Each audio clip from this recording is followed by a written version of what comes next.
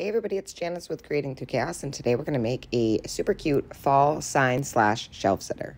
So I grabbed one of these signs from Dollar Tree, the shadow box ones. This one was for like a little kid's room. One of these wood rounds. Some raffia that I made into a bow. A little wooden stick. Some off-white paint and some brown wax. This really cute scrapbook paper from Hobby Lobby, and then this other scrapbook paper that looks kind of like vintage tiles, and a Hello Fall from Dollar Tree, and some orange paint. So the first thing I'm going to do is pop the back off of this sign,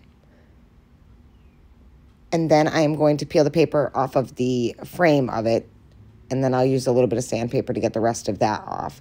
Then I just kind of peeled all of the paper off of the backing of the sign, and I peeled as much of it as I could get off without, having to sand or anything.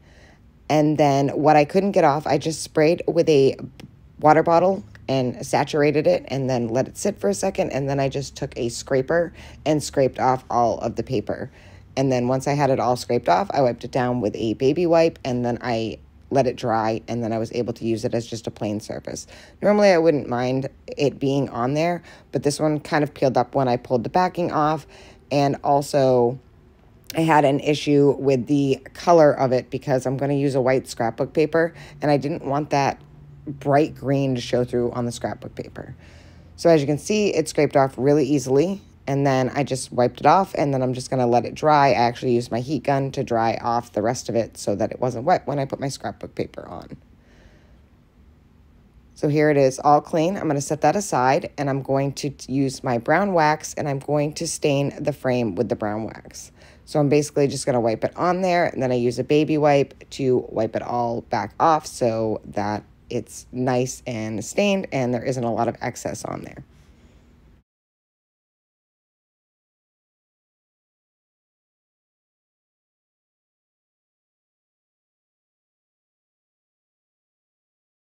So once I have the frame all stained, I'm going to set that aside to dry, and I'm going to paint my wood round and my word cutout. So the word cutout I'm going to do in the orange color, which is harvest orange, I believe. And then I'm going to do the wood round in a off-white color.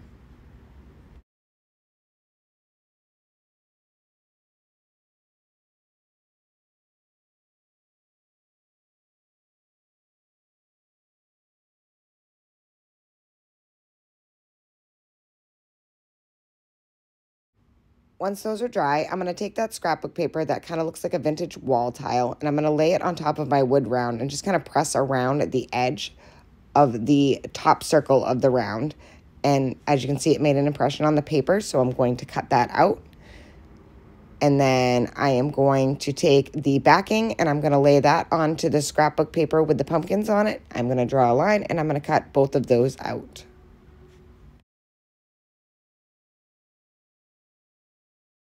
Once that's all cut out, I am going to Mod Podge that pumpkin paper onto the backing of the sign, and then I'm going to Mod Podge that scrapbook paper that looks like the tin tile onto the top of my wood round.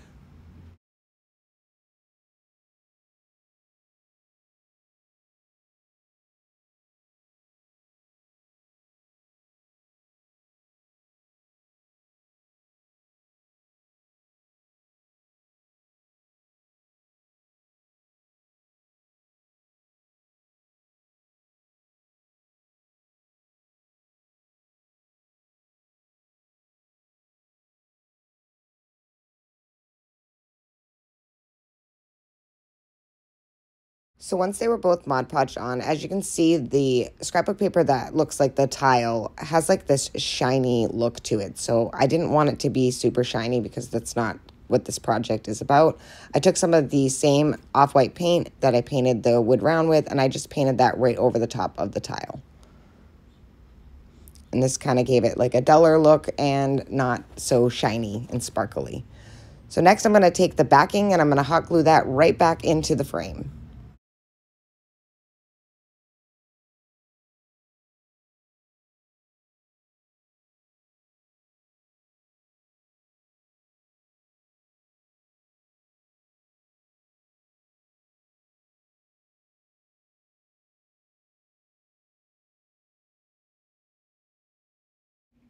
now that the backing is on, it's time to start embellishing the inside of this. So I took that wood round that I had, and I wanted it to sort of pop a little bit, and I really wanted that paper to pop. So I just took the rag that I used to wipe off the excess of the stain on the frame, and I'm just going to lightly run that over the whole wood round to kind of give it a little bit of an aged look, but also make it so you could see that scrapbook paper better.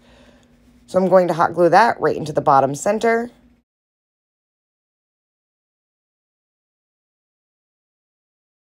Next, I'm going to hot glue my little stem on to the top of the wood round.